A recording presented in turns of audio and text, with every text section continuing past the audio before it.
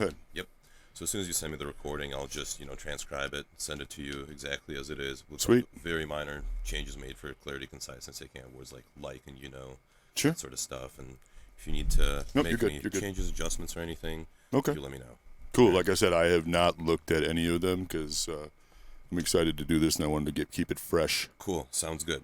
All right. So today is September 3rd ish. I'm sitting down with Chad Litherland Smash, as he is known in his pimped out recording studio. I'm Chad. surprised you know my last name. Well, yeah, man. We're both Briss brothers. That's true. Of course, I know your last That's name. true. How long have you been training? I started training when I was 9. How old are you now? I'm 49. Okay, so 40 years. Yeah. My grandfather was a bodybuilder. My aunt was she was running in like Miss Minnesota, Miss Gopher, things like that back in the 80s. So I've kind of been conditioned to be a gym rat. Mm-hmm. Yeah, so it's kind of all I know. Were you also into bodybuilding? Was that your main interest, or were there other things too? I really was into martial arts because I was a huge Bruce Lee fan. So that, when I started reading Bruce's books and how he incorporated bodybuilding with his training, and he was actually one of the first, he was the first book that I read as a kid that for a good source of protein in a shake were peanuts. And Wow. I was like, man, this dude's way ahead of himself. So, I started, kind of incorporating, I was like 9 or 10, and I started incorporating picking up Coke bottles and curling and doing like concentration curls and just following kind of the stick figures. And then my aunt had a whole bunch of like old principles of bodybuilding, old Weider books, things like that of the late 70s, when, the kind of that era. So I would look through that.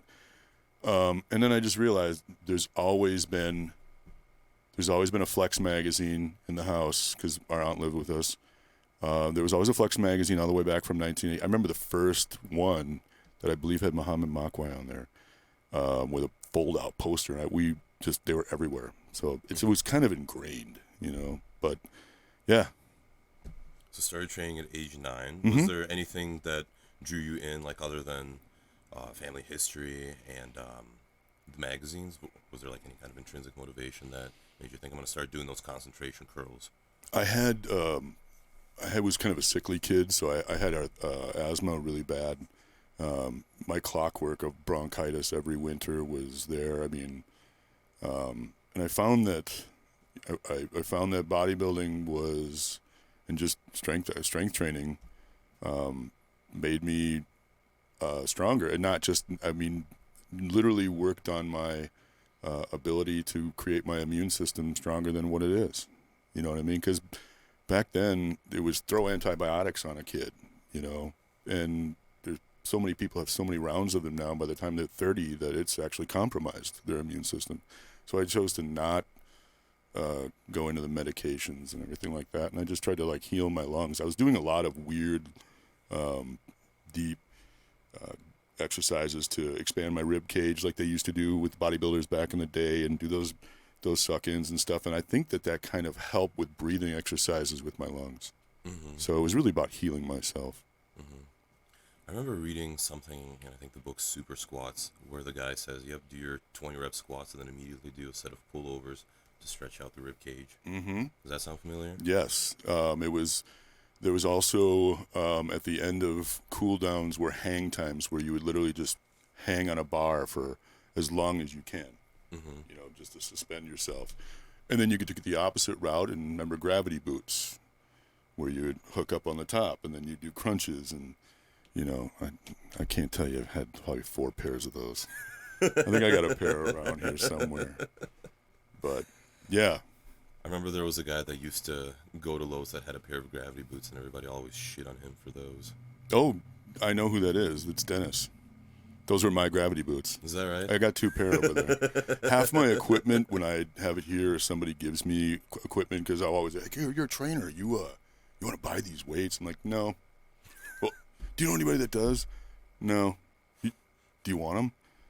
Okay. So I got, just a garage full of stuff like that. So I just start bringing it into the gym, take pictures of it, and send it to Ben. Do you want this? Yeah, bring it in. So. How did your training develop with time? I mean, I haven't seen you curling a Coke bottle in a long time. No. I don't think there's Coke bottles anymore. But it's a really good question. You can get really deep with that.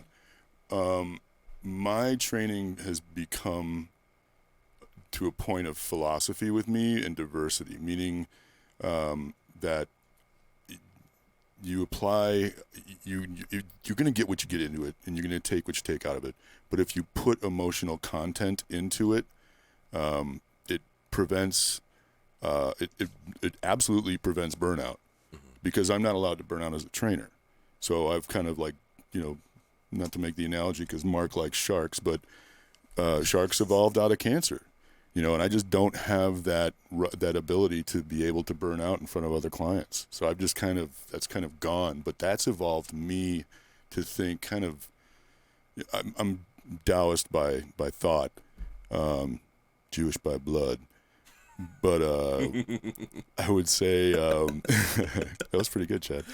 I would say that I try to keep everything fresh every day, and I do that with my clients by keeping my training with them fresh every week. So I theme things. 1 week will be high-intensity interval training. The next week will be volume training. The week after that will be circuit. The week after that will be drop set. The weekend after that will be, all these different things that I change up and variate. And I found one time where I was like, I'm on to something that I know is good, because I had a client that went down to Mexico and stayed in an all-inclusive resort and signed up for every fitness class that they had down there for 10 days. And the instructors were like, wait a minute, weren't you in here yesterday for the HIIT training? Yeah. But you know about circuit? Yeah. Oh, wait, weren't you know about kettlebells? Yeah. So I keep my clients intelligent and smart with everything that goes from what's new in the industry to classic things in the industry, and absolutely keep on them with nutrition, 100%. So that's kind of my philosophy. Is it's a lifestyle change that you make, and I don't really know any different, so I'm just kind of trying to incept that in a deeper manner that it affects them deeply, I guess, is what I'm trying to say, if that makes any sense. Is this also how you train yourself? Mm-hmm. Okay. Absolutely. Are you able to use principles like progressive overload periodization with that kind of method? Because that's pretty different from what other people do. Well, again, with the way that I handle things, like if I'm going to do volume training for a whole week and everything's 10 sets of 10, my next week is going to be functional isolated movements to make sure that, I can see, okay, I just laid it on for this week. Now I'm just going to pull everything apart and see if I've got any injuries, see if one side of my body's stronger than the other, what my weak points are, how are my old injuries, things like that. And it's also good. And I do the same exact workouts every week that my clients do. I follow the exact same regiment as they do. It's not as intense, and it might be more than once or twice in a day, and then the cardio. But I keep everything fun, and the ability to increase or decrease the activity and the load. Okay. What injuries have you had to work with? Oh, wow. I've got a client right now that's on his 5th term of beating cancer. He's 37 years old, and he is a beast. He's the strongest guy I know. Yeah, he's got it. He's on his 5th term, and I have never dealt with this before. And so I was like, all right, do you have any limitations? And he's just the nicest, funniest dude, could do stand-up. And he goes, yeah, I got limitations. I got cancer. And I'm like, oh, okay, do I need to talk to your doctor or anything about it? He goes, no, the doctor's going to tell you the same thing. I've got cancer. I'm like, okay, now you're funny. But he goes, dude, I'm just exhausted all the time. I just got to build up my stamina. And we're starting with 8s and working our way up. And we're doing, trying to do some body squats and goblet and deactivate and reactivate on a bench. Just get him moving and get. And the funny thing is he's like, I know you've never done steroids before, but I'm on them right now. Maybe this will help, I'm like, okay, good healing steroid. That's funny. But yeah, and I've got like a 77-year-old client that unfortunately I have to train from far right now during COVID. I've had obese clients, morbidly obese clients that really needed to lose weight in order to get even a lap band. Kids, I've kind of trained it all, man. Mm-hmm. I mean, thinking about it, I was training people before there was an industry. Mm-hmm. If you really think about when the industry started, it was I think it was originally ACSM was the first one to send out booklets for doing a like NASM does too for online client or online program to get certified. And I think ACSM got bought out by NASM, if I believe. So yeah, I mean, and my first client was my dad. Mm-hmm. So, I mean, it was like to watch all this, evolve into that. Yeah, it's crazy. Crazy. What about injuries that you personally have had to deal with?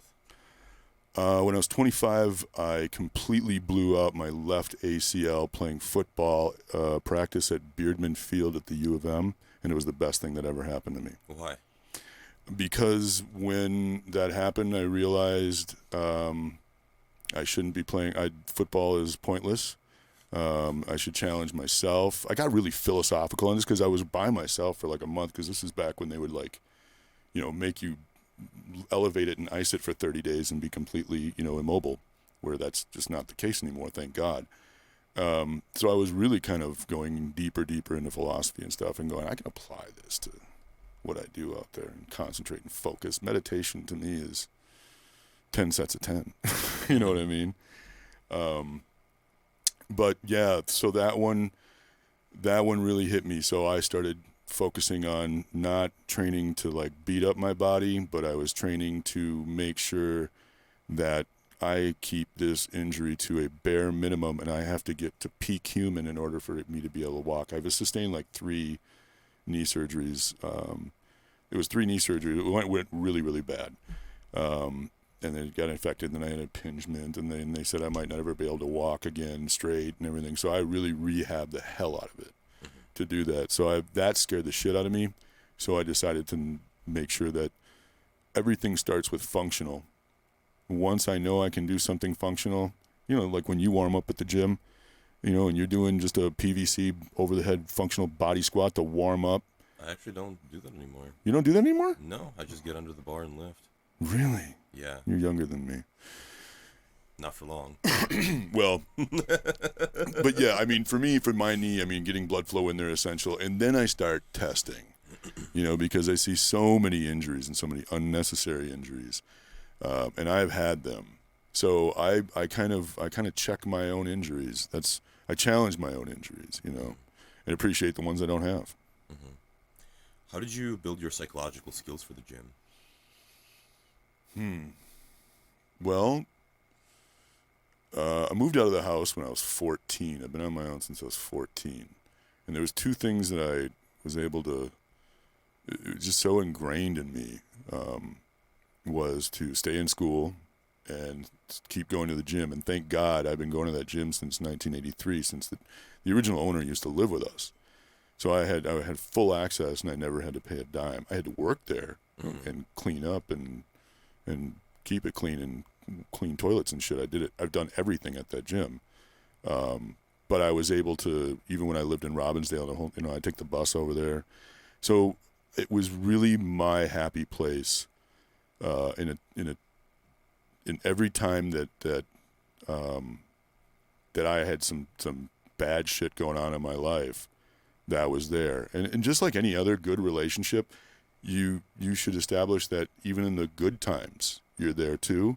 So that's kind of how I've always kept myself going on a regular basis. And like I said, there's no real burnout with me. It's really just about, I mean, I'll take a month off and just let my joints heal, and then I'll work on my diet.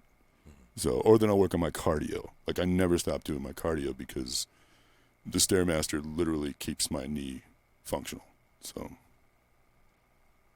what was that gym like You know, when you started going there. Oh man, If it you was wanna tell any fun. stories.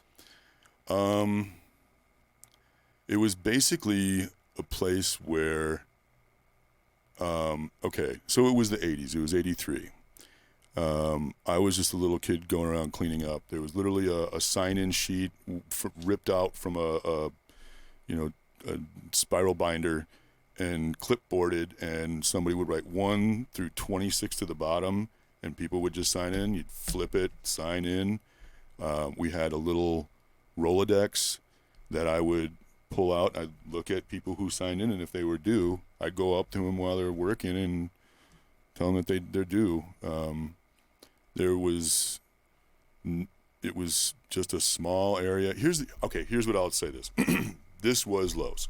Los was in a very cool, this is probably the most diversified city or neighborhood in the city, hands down, for sure. And Los was a mimic of that because back in the 80s, when you had a hardcore gym like that, you either had people that just came out of prison, gay people, bodybuilders, and then maybe some local people, in the neighborhood. And that was it. But you literally had gangsters that were rivals that would never mess with each other. They'd train each other. They'd spot each other because that was holy ground. Because Jim McCormick, the original owner, and then Johnny Love, always instilled that you fight in here, you're done.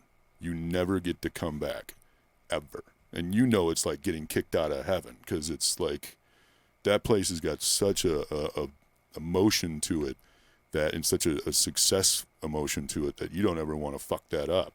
So you had a couple of gay guys and a couple of gangsters from different areas and a couple of regular guys from the neighborhood and, helping out newbies that are coming in there. It was just a really, really, really fun, cool environment to grow up in. I'm really fortunate that I got to see that. What are some mistakes you've made or regrets that you have as far as your lifting career goes? Well, some of the mistakes that I've made is I would say letting some clients give up, and I don't do that anymore. They have to quit. I don't let them give up. I don't like to fire people because this is the only job, if you think about it, that they hire me, but I can fire them. You know what I mean? So, if you don't do what I tell you to do, but you have to have a mutual respect that they're paying you, but you're also getting paid to take them out of their comfort zone. So there were people that just, what I can't stand is I'm very, very punctual when people start becoming late. And, excuse me, that's when I'll pull you aside and I'll go, hey, I've been doing this for a long time, and you're going from 2 minutes late to 5 minutes late to calling in at the end. I'm sorry, I can't make it, or, not even, I don't put up no-call, no-shows, but to where I go, I've been doing this long enough to where you're going to quit soon, and I'm not going to let you. So I don't like taking people's money when they don't get, what they deserve out of that money, and I'll let them quit. But I'll keep pushing them, and every time they're 5 minutes late, it's another minute on the Stairmaster, So I tried, or another minute plank, I try to do that. This isn't for everybody, and some people have some demons that they got to work on that, they just can't do it in the gym yet. I disagree with I think that's the time where you need to be there the most, but you can't make anybody do anything that they don't want to do. So tell me more about not being ready to be in the gym to face your demons. That's not anything that I've quite heard in an interview yet. Well, and you've trained, but I've had clients. Well, I haven't really trained people, but I've trained the fuck out of myself. You've trained the fuck out of yourself. I've seen you train friends, and Walker and others that you trained alongside of, and Walker's not. I would say Walker was your client for a little while, absolutely, because you were teaching him things, and that's just by definition. But and you taught him very well because I watched you guys and I didn't even have to yell at you. But facing your demons. Okay, I'll just give you an example. I had a girl, and she was in her, just description-wise, she was in her mid-40s. She was way over the BMI, and she needed some help. She had some issues, and she had a lot of denial issues, which we all have, and denial is an amazing thing, and we all need that in order to live. Otherwise, we just blow our brains out tomorrow. But I put her on we were doing leg day, and leg day is always Monday, and I'll tell you why after. But I put her on the leg curl, lying leg curl, and that's a very vulnerable machine to be in. And she was very conscious about her weight, and as she's doing leg curl, she's bawling. But I didn't let her get off. And I'm sitting right down, like literally as I'm to this microphone, and I go, "You're not getting off of here from your crying, and I don't understand why you're crying, but just get it out, and then after you're 15, we'll talk." And I go, "You don't have to even get up. We'll just talk right here." And I go, "What?" And she got done, and I go, "What's going on?" And she's like, "I feel like everybody's just staring at me. Everybody's just looking at me." And that was my impression. And I nodded my head, and I looked at her, and she's like, "Well," and I go, "Don't flatter yourself. Nobody cares what you're doing here. Nobody gives two shits about your success or your failures. Get out of your head." And she was great. She lost 35 pounds. She went to Jamaica and got married, and I haven't seen her since, but she's happy. So, and that's confronting your demons. Everybody does. I've seen people cry in that frickin' gym so many times, man, for just getting their shit out, you know. It's therapy. I don't know how many times I've had people tell me that I'm a therapist for them and stuff, but you're working that out for yourself. And I think the more time, like the whole thing about 10,000 hours, you perfect something. And I've been in that place for a lot longer than 10,000 hours, to where I don't bullshit myself in my own head. I know I have to work out. I know it's good for me. I know that, even now with COVID and the anxiety that everybody has, I've been doing close to an hour of the Stairmaster every day because it keeps me sane.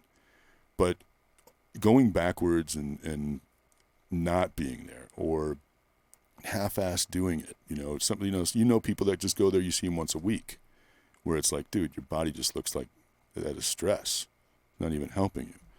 So it's an interesting way to convince yourself to keep. It's denial again. There's a certain element of that, and I'm not trying to be deep or philosophical, but it really is. You should be. This is what this is about. That's true. I read the beginning of your statement. I just didn't look at your questions. What demons are you working out? Damn, dude, are these on your questions? Should I have looked at these?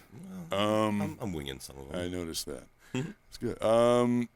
Well, everybody deals with demons on different levels at different times of their lives. And I've dealt with every demon from bad girlfriends, bad breakups, family, work,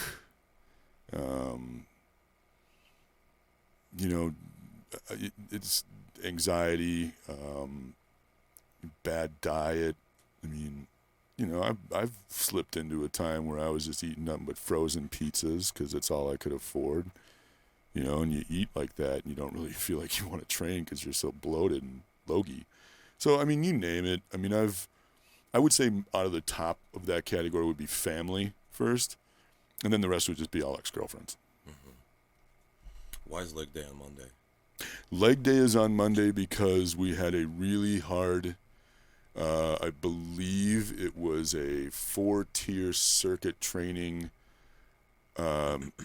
week, meaning that there was 4 different stations, and then there were 3 rounds, and then at the 4th round, I would flip it. So you do the first one last and last one first.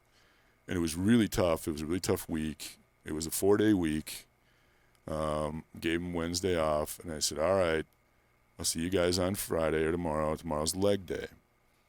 And they're like, all right, great, yeah. My 7 canceled. My 8 canceled. My 9 canceled. My 11, 2, 4, 5, and 6:30 canceled. And I sent out a mass text, and I said, okay, so here's the deal. leg day from now on is Mondays. Mondays is always going to be leg day. It's half of your body. If I don't get you in the rest of the week, I know I've gotten at least half of your body. So, because of all you pussyfoot fuckers now that I'm calling you guys out on this because all of you canceled on me, this is why I'm in this group test, and you will all be here on Monday, and it's going to be twice as bad. And they were all here. But they got stronger for it, and I love the fact that I worked something out that made my job easier, that Monday is always leg day. I don't have to rearrange it into the rest of the week based upon what workout they did before, and it's just one of the givens that you better be there on Monday. Plus, like, some of my people are in the bar industry because I worked in the bar industry. That's where I got a lot of my clients from.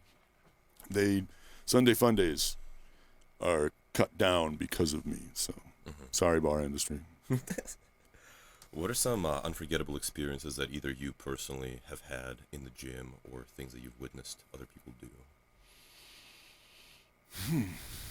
Things that I have witnessed in the gym? Say it again? So things that either have happened to you, that you did, or that you've that witnessed. I've done or I've witnessed. Either or both.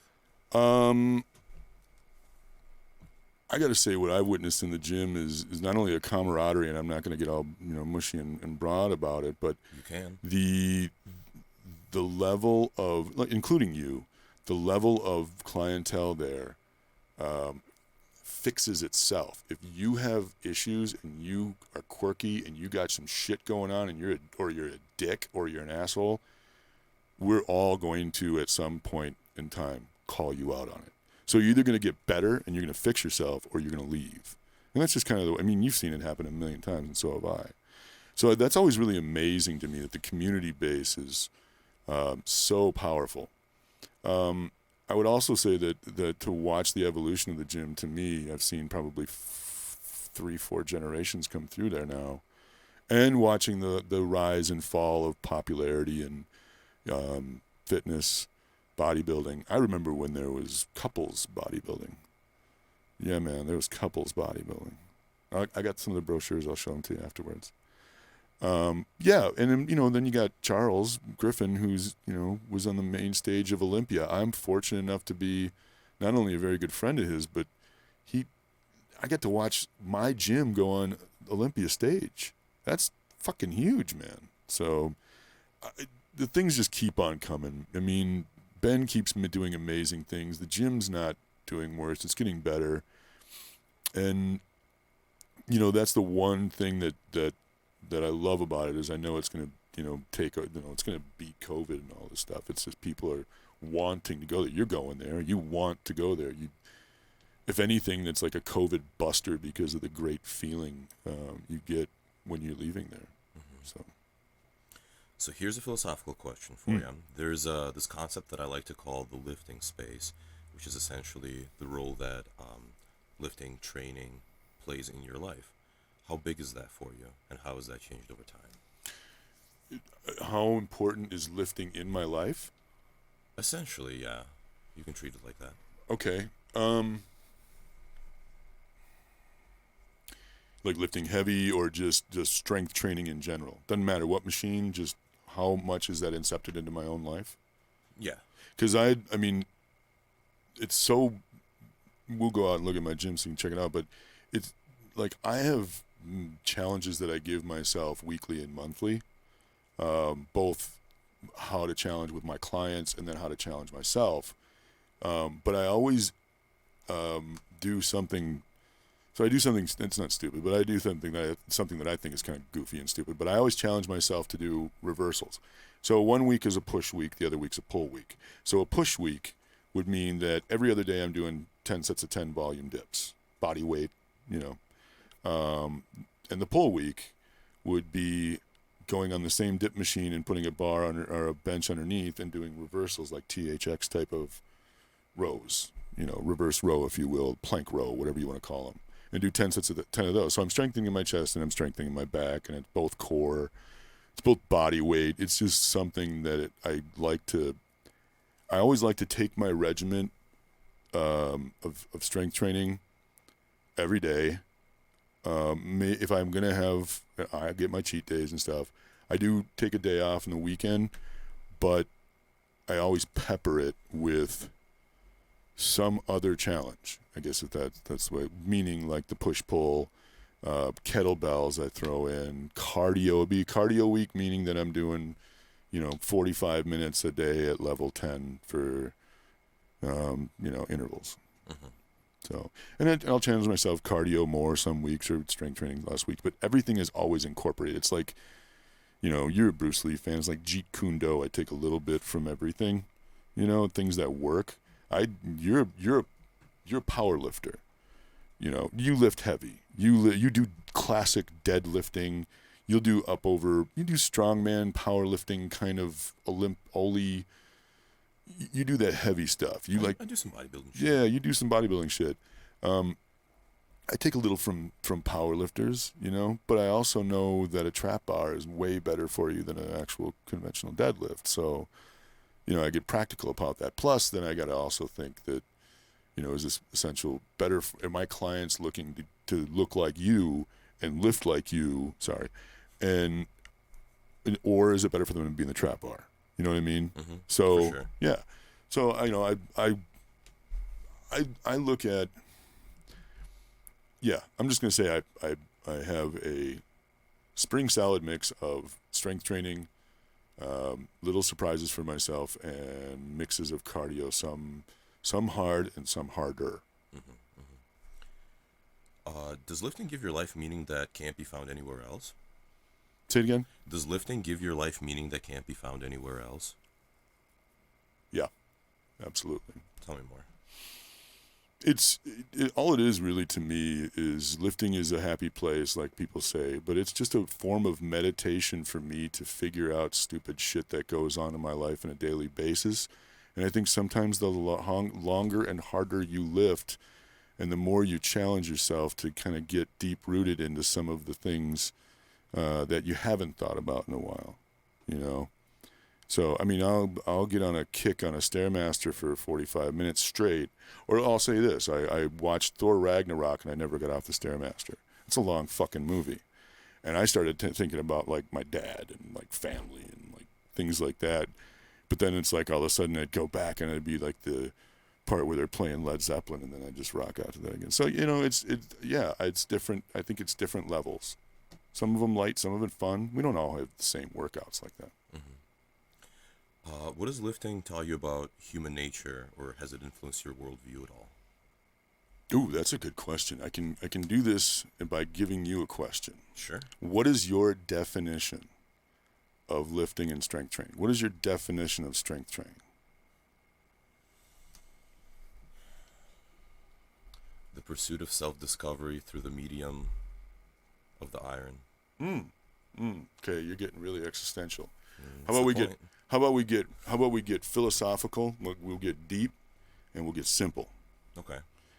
To me, the whole idea of strength training is simply the defiance of gravity. You know what I mean? The more you defy, stronger you get. You can get as deep as you want off of that.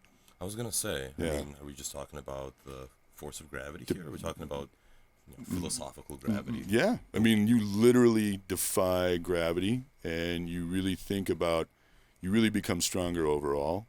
And gravity, is one of those things like denial that we need, but is also making us wrinkled and old. But, the stronger you defy gravity, I mean, that's really what it is. You're putting weight on your back. You're using weights over your head. You're literally doing that to become a stronger person, to have a lifestyle, quality of lifestyle as best as you can.